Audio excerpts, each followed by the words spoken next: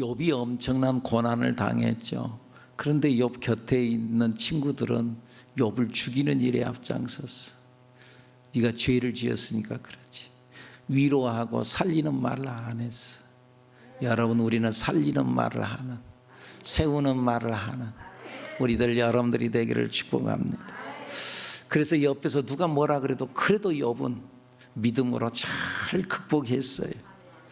그런데 그럼에도 불구하고 너무나 힘들고 너무나 고통스러우니까 하나님 앞에 탄식을 하는 거예요. 하나님, 도대체 이게 왜 내가 이런 일을 당해야 됩니까? 너무나 어려우니까. 한번 생각해 보세요. 하룻밤 사이에 자기의 재산이 싹 날아갔어요. 알거지가 됐어요. 자기의 10남매 자녀들이 있는데 하룻밤 사이에 그 건물이 무너져가지고 그 안에 잔치하고 있었는데 그 자녀들 10남매가 다 죽었어요. 살 힘이 있겠어요? 살 힘이 없어요. 그리고 자기의 몸은 병이 들었어요. 너무나 고통스러워요. 자기 아내가 그래도 좀 위로도 해주고 그래야 될 건데 그러지 아니하고 당신이 믿는 하나님을 저주하고 죽어버리라고 그랬어요. 하나님 믿는다면서 진짜 그거 되는 거냐? 막 그러는 거예요. 친구들이랍시고 와가지고는 그를 격려해 주기보다는 위로해 주기보다는 너 그렇게 어려운 일을 당했, 한번 더 벌 받아서 그런가 보다. 잘 생각해봐. 그리고 회개해. 불난데 부채질하고 기름을 더 끼얹고 더 아프고 더 고통스러워했다 그 말이에요. 이 고통을 이기지 못하고 오늘 욥이 하나님 앞에 탄식하는 거예요. 한탄하는 거예요. 하나님, 도대체 왜 이러는 거예요? 오늘 그런 말씀하는 거예요. 10장 1절 말씀 읽어볼까요? 시작. 내 영혼이 살기에 곤비하니 내 불평을 토로하고 내 마음이 괴로운 대로 말하리라. 내가 너무나 어렵습니다. 내가 곤비합니다. 2절.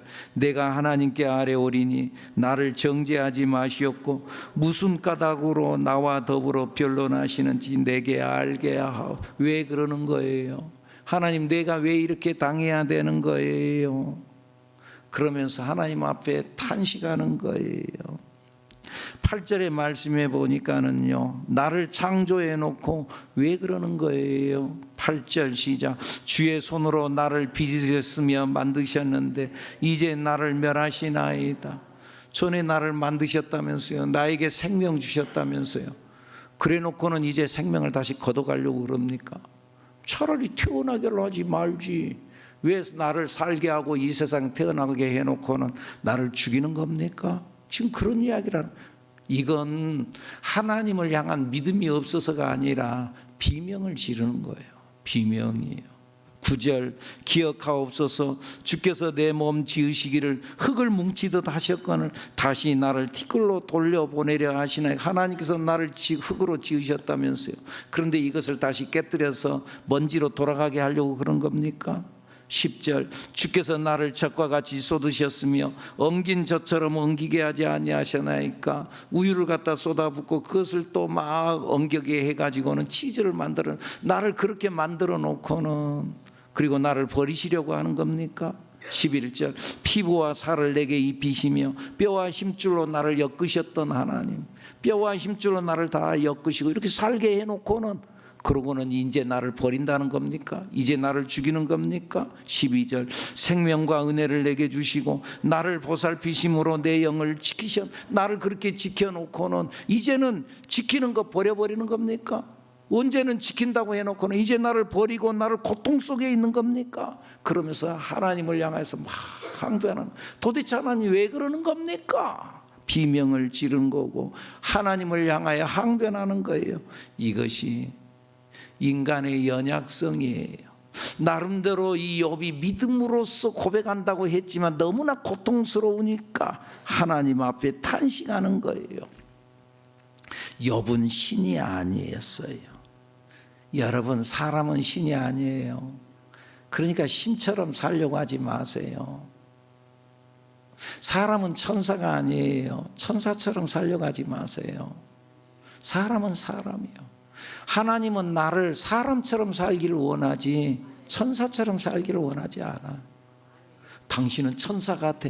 그 칭찬 아니에요. 당신은 사람 같아. 그게 칭찬이에요. 그래요. 우리는 사람으로 살아야 돼요. 이 욥도 그는 인간이었어요. 그래서 탄식하는 거 아파요. 그런데 그럼에도 불구하고 그의 비명, 그의 탄식 속에서도 하나님을 향한 신앙이 배어 있었다고 그랬어요. 그래도 하나님을 바라보는 거예요. 그래도 하나님을 부르는 거예요. 지난주에 그런 말씀 드렸죠. 그 신앙 의식, 세 가지 의식이 뭐가 있었다고 그랬어요. 첫째는 청지기 의식이 있었어요. 내가 살아가는 것이 내가 사는 것이 아니다. 내가 갖고 있는 건 내 것이 아니다. 심지어는 생명까지도 내 것이 아니다. 생명도 내 것이 아니야. 사는 게 내가 사는 게 아니야. 내가 가진 것 내 것 아니야. 다 주님의 거야. 다만 이 땅에 사는 동안 내가 좀 관리권이 있어 내가 관리하는 것 뿐이야. 그러면 우리는 이 품꾼으로서 주인의 뜻에 맞게 써야지. 맞게. 내 생명도 시간도 주인의 뜻에 맞게. 관리권만 있으니까. 섭리의식이 있었다 그랬어요. 모든 것 속에는 하나님의 뜻이 있고 섭리가 있다.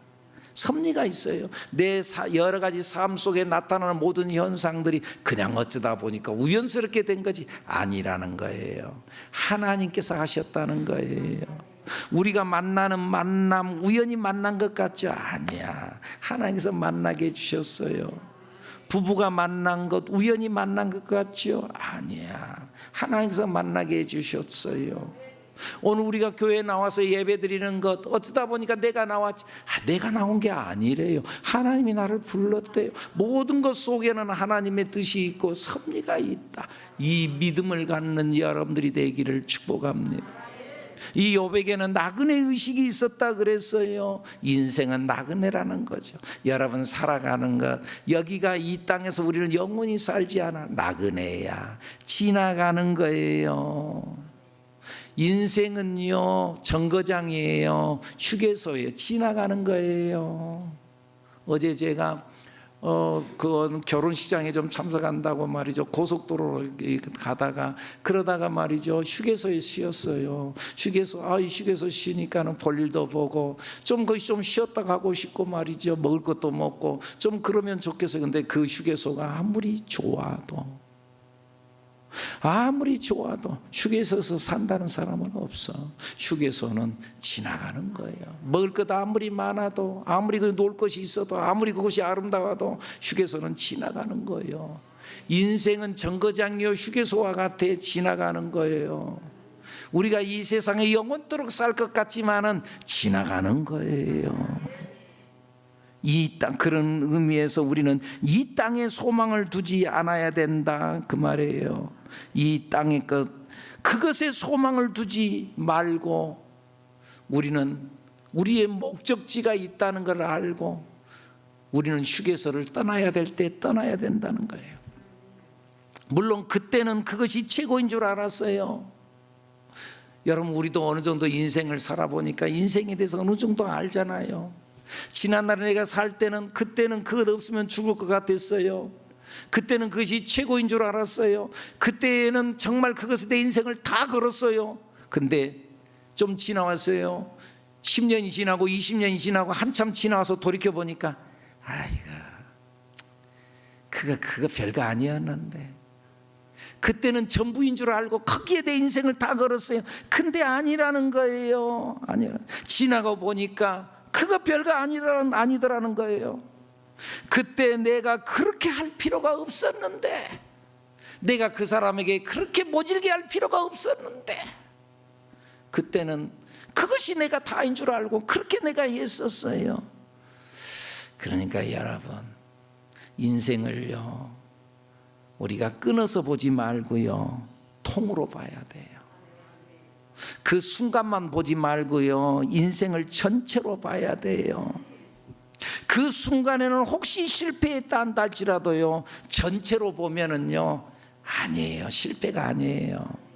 욥 아니 욥이 아니고 우리 요셉이 얼마나 어려움을 당해요. 형들이 자기를 미워했어요.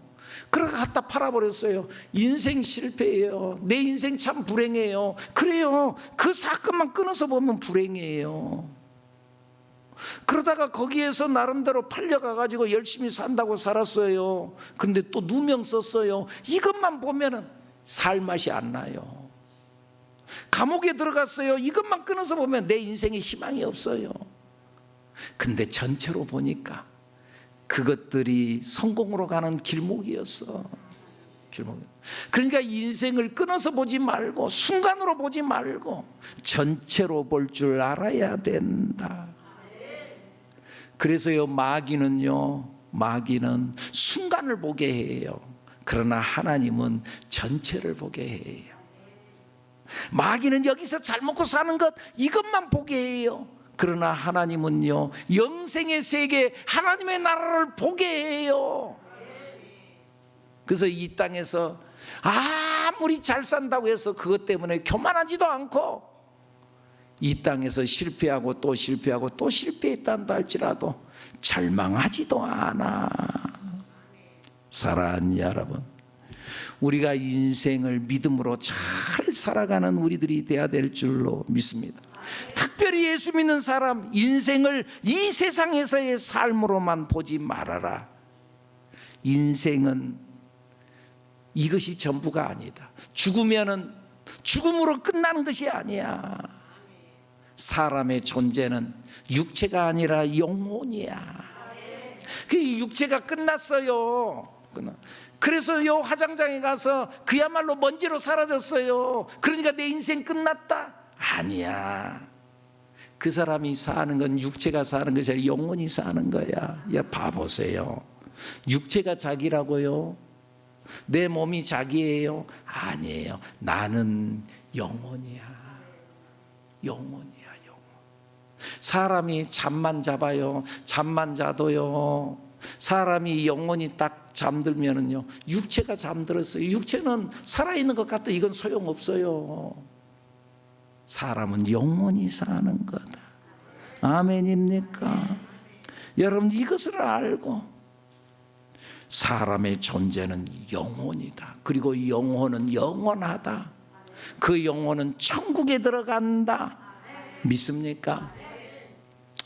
저기 말이에요, 천사섬이라고 아신가요?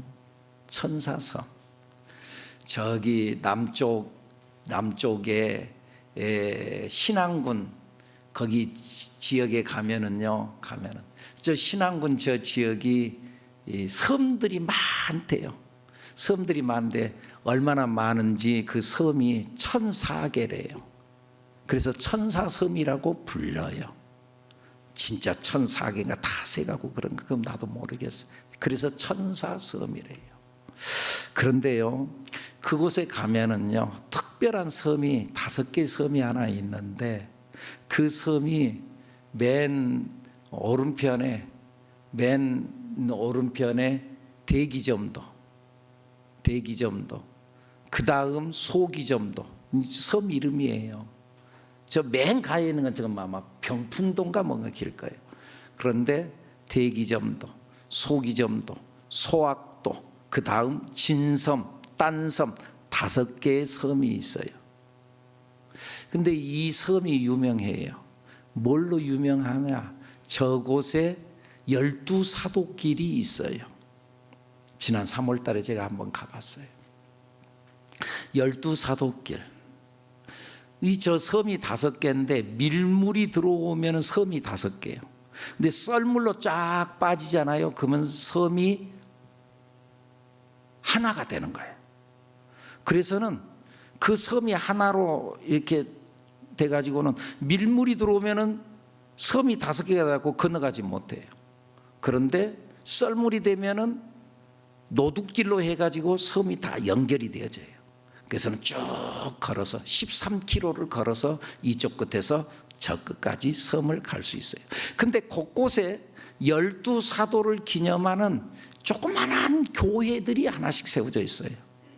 그래서 베드로 교회, 대기점도에서 배를 타고 저희 송공항이라는 곳에서요, 배를 타고 1시간 정도 이렇게 가면은, 그러면은 대기점도에 먼저 도착, 그 부둣가에 탁 있는데 저게 베드로 교회예요. 그래서 종을 땅 치고 출발을 해요.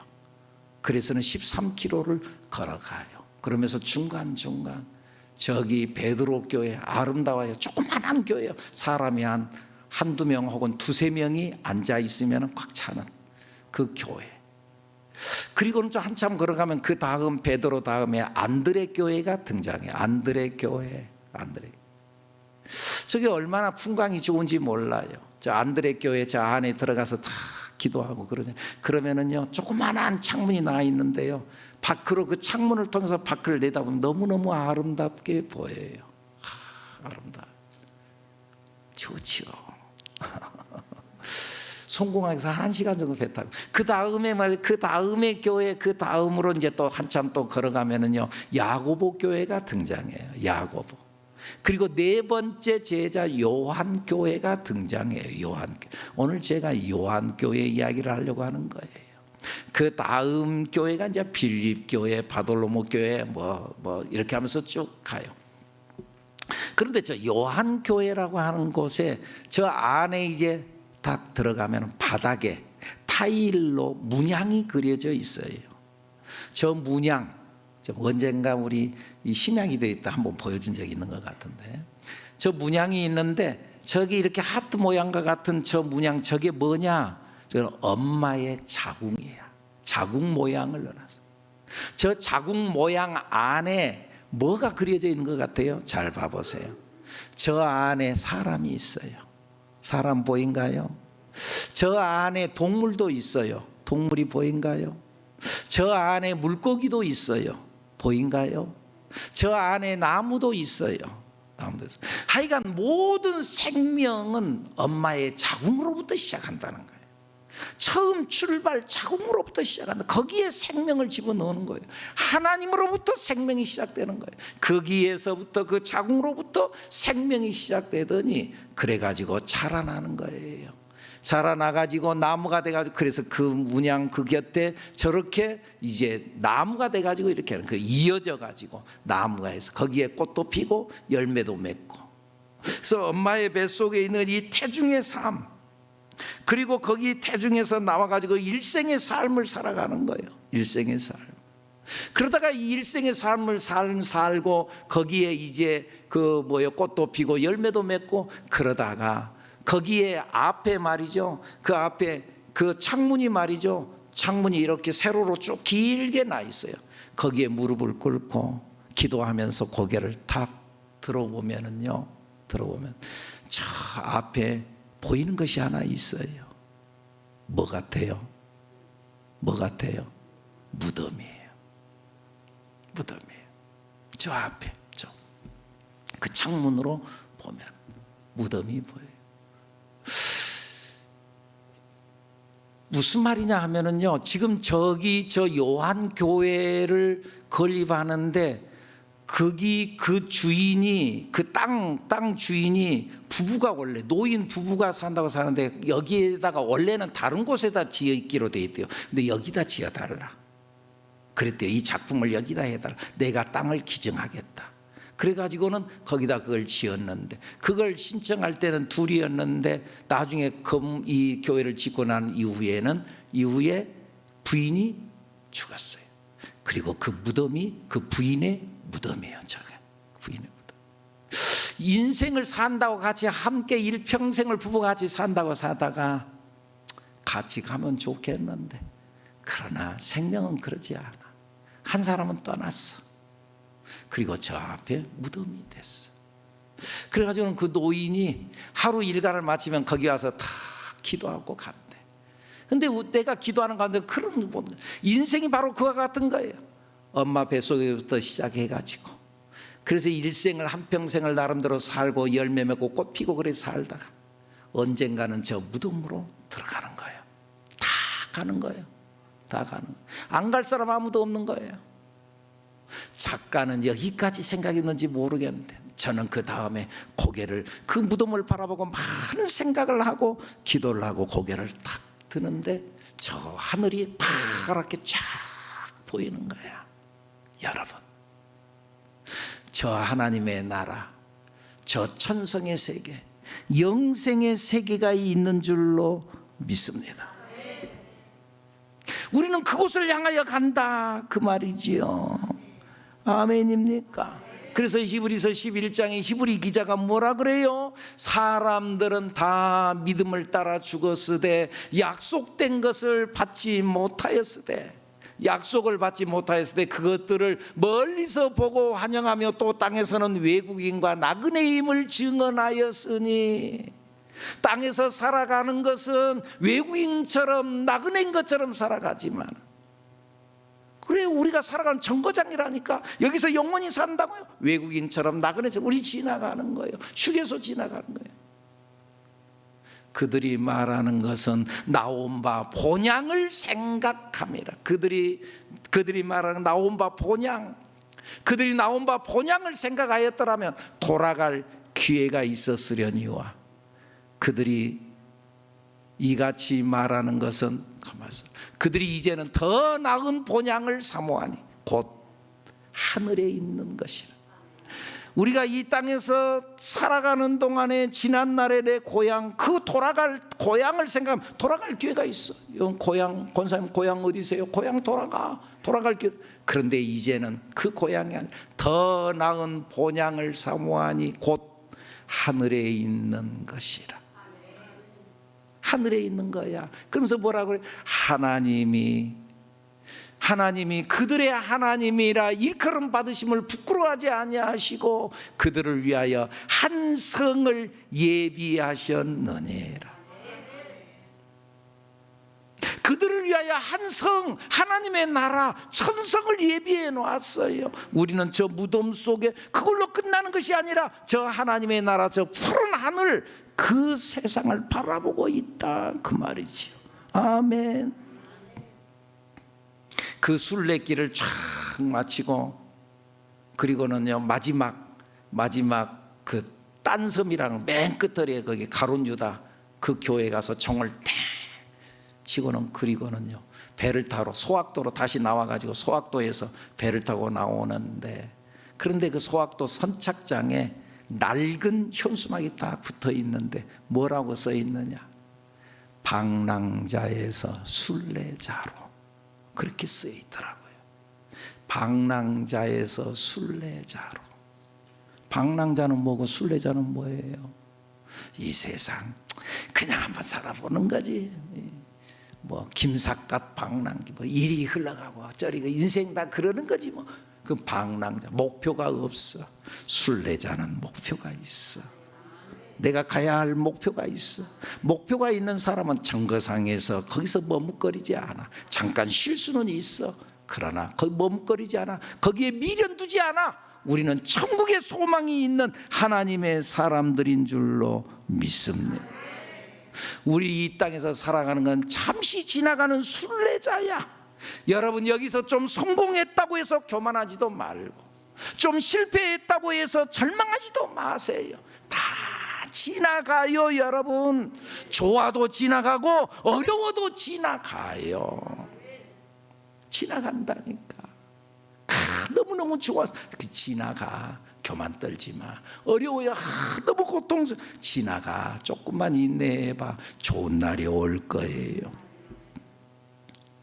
욥이 그 하나님의 나라를 생각하면서 견뎌가는 거예요. 그리고 그 신앙을 고백했어요. 나그네 신앙. 그런데 자기가 신앙적으로 나그네 의식을 가지고 내가 이 땅에 지나간다, 고난도 지나간다, 결국 하나님의 축복이다, 하나님의 나라가 있다 하고 생각하지만, 그럼에도 불구하고 현실은 현실이야. 아픈 것은 아픈 것이야. 괴로운 것은 괴로워. 여러분, 신앙이 있으면 안 아픈가요? 내가 믿음이 아주 좋아. 믿음이 좋은 사람은 때려도 안 아픈가요? 아파. 예수 믿어도 아픈 것은 아픈 거예요. 예수 믿는데 뭐 아프대?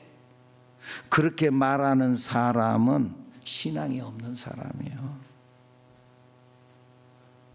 예수 믿는데 안 아프다고 말하는 것이 거룩한 것이다라고 말하는 사람, 그건 신앙이 아니에요. 예수를 잘못 믿는 거예요. 예수님도 괴로워했어요. 여러분들 아시죠? 겟세마네 동산에서 예수님도 십자가를 앞에 두고 아버지요, 이 잔이 그냥 지나갈 수 있으면 지나가게 해주세요. 왜요? 괴로우니까, 힘드니까. 그래도 그 사명을 지고 십자가에 매달렸어요. 온 인류의 죄를 짊어지고 십자가에 매달렸어요. 그럼 기쁨으로 가야지. 그런데 힘들었어요. 그래서 고백해요. 뭐라고요? 엘레엘레라마 사박다니, 나의 하나님, 나의 하나님, 어찌하여 나를 버리셨나이까. 하나님 버려서 그런 게 아니에요. 지금 사명 감당하는 거예요. 예수님도 지금 힘들어하고 있어요. 괴로워하고 있어요. 지금 비명을 지르고 있는 거예요. 욥도 지금 마찬가지예요. 고통이 너무나 크니까 견디기가 어려웠어요. 오늘 본문의 내용, 하나님을 향하여 한탄하는 것, 그것이 다른 게 아니에요. 비명을 지르는 거예요. 하나님, 도대체 왜 그러는 겁니까? 하나님을 부르는 수밖에 없었어요. 사랑하는 여러분, 그런 의미에서요, 여러분, 우리는요, 하나님께 나오는데 의로운 자, 거룩한 자로 나오지 말고 연약한 존재로 나와야 돼요. 내가 잘했죠, 하나님? 거룩한 자로 나오지 말고 연약한 자로. 예수님이 이 땅에 오신 것은 의인을 부르러 온 것이 아니라 죄인을 부르러 왔다 그랬어요. 의인을 찾으러 온 것이 아니라 죄인을 찾으러 왔다 그랬어요. 성공자를 찾으러 온 것이 아니야 실패하고 좌절하고 넘어진 자를 찾으러 온 거예요. 바리새인들의 문제가 뭐였어요? 그들은 자기의 성공을 가지고 주님 앞에 나왔어요. 자기의 거룩을 가지고 주님 앞에 나왔어요. 하나님, 나 알죠? 나는요, 어려서부터 일주일에 2번씩은 금식했어요. 어려서부터 그랬어요. 나는 하루에 3번씩 성전에 나가서 나는 기도하는 사람이에요. 11조 내가 철저히 하는 사람입니다. 그러면서 하나님 앞에 막 기도했어요. 누구의 기도를 하나님이 들어주셨다고 성경은 말해요? 세리가 성전 저 끝들에 고개도 들지 못하고 하나님, 나는 죄인, 하나님 하고 불쌍히 여겨달라고 눈물을 흘리며 기도하는, 오히려 그 세리의 기도를 들었다고 그랬어요. 우리는 하나님 앞에 나올 때 당당하게 나오는 게 아니고 불쌍히 여겨달라고 나와야 되는 거예요.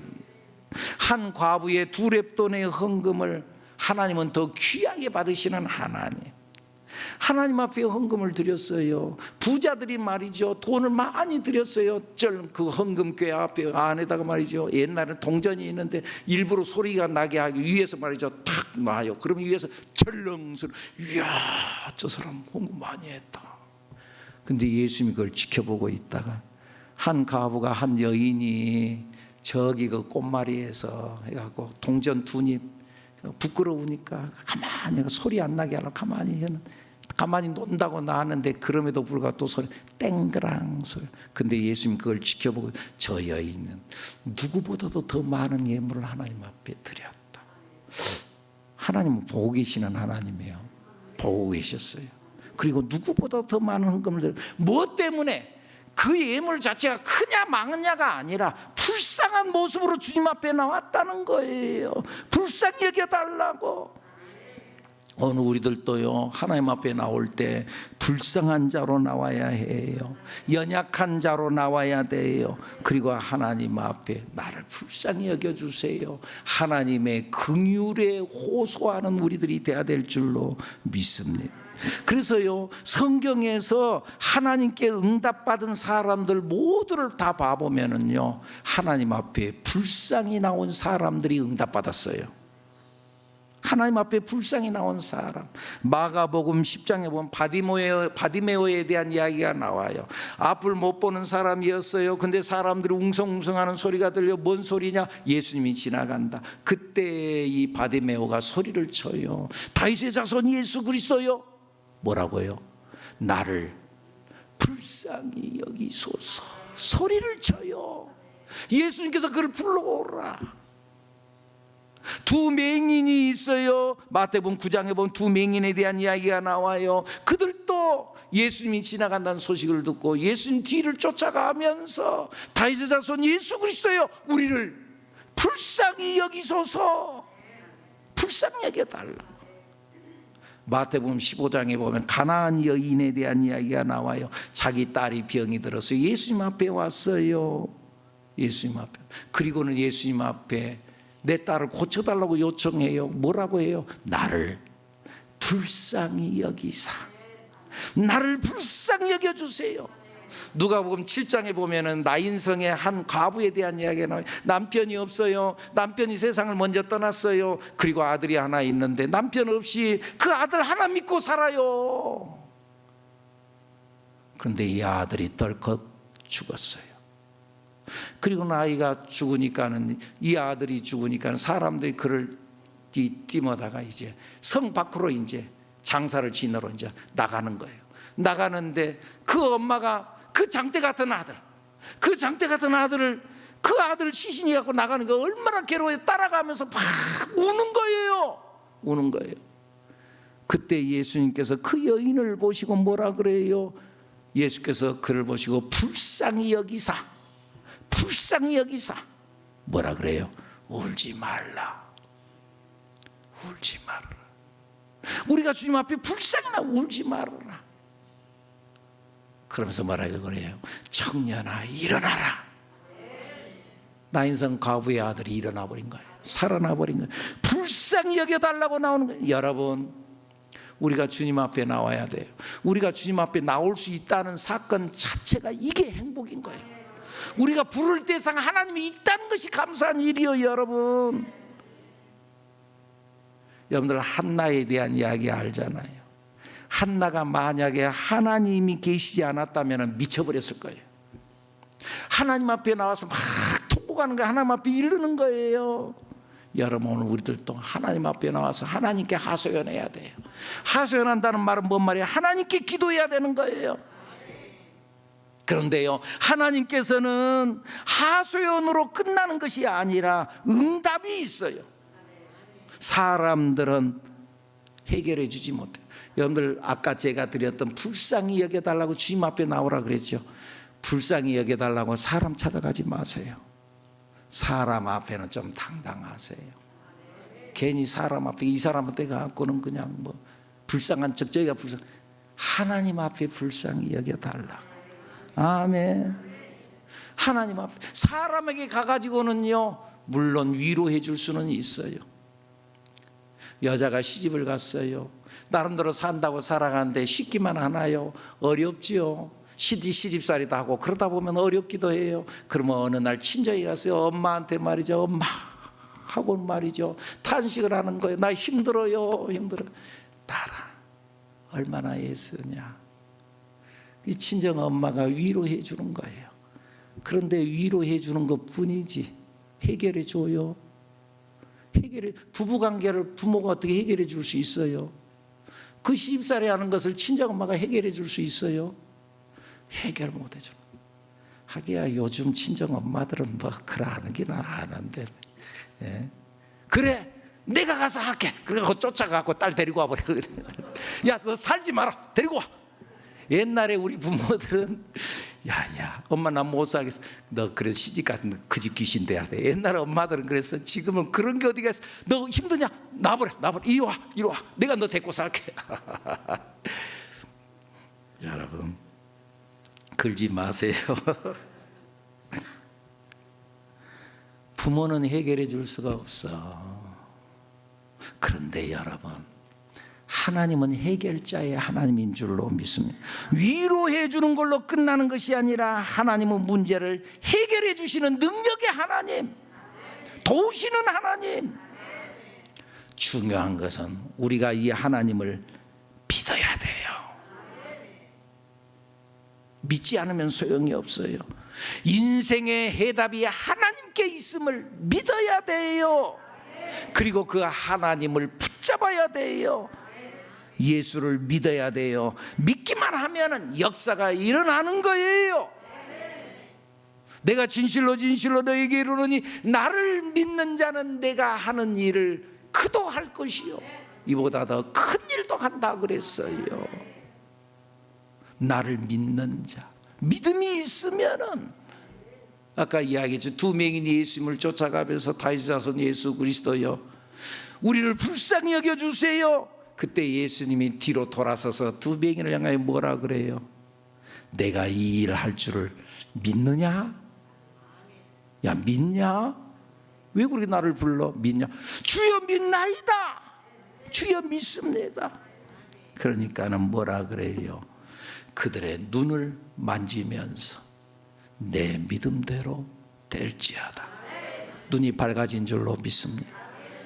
내 믿음대로 될지어다. 마가복음 5장에 보면 해당장 야이로에 대한 이야기가 나오잖아요. 그 딸이 병들어 죽게 됐어요. 예수님 앞에 왔어요. 고쳐주세요. 예수님께서 그래 내가 고쳐주마. 근데 가는 도중에 딸이 덜컥 죽었어요. 사람들이 쫓아와가지고 아이고 죽어버렸습니다. 끝났습니다. 예수님 와도 소용없습니다. 예수님께서 도착해가지고 그들을 향하여 말하는 잠잠해라. 너희들 잠잠해라. 그러면서 뭐라 그래요? 두려워하지 말고 믿기만 하라. 믿기만 하라. 믿습니까? 믿으면 되는 거예요. 믿으면 역사가 일어나는 줄로 믿습니다. 기도합니다.